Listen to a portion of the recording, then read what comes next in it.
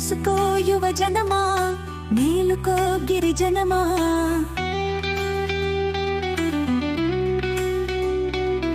తెలుసుకో యువజనమా, మేలుకో గిరిజనమా.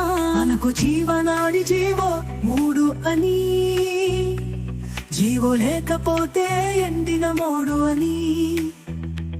మనకు జీవనాడి జీవో మూడు అని, జీవో లేకపోతే ఎండిన మోడు అని.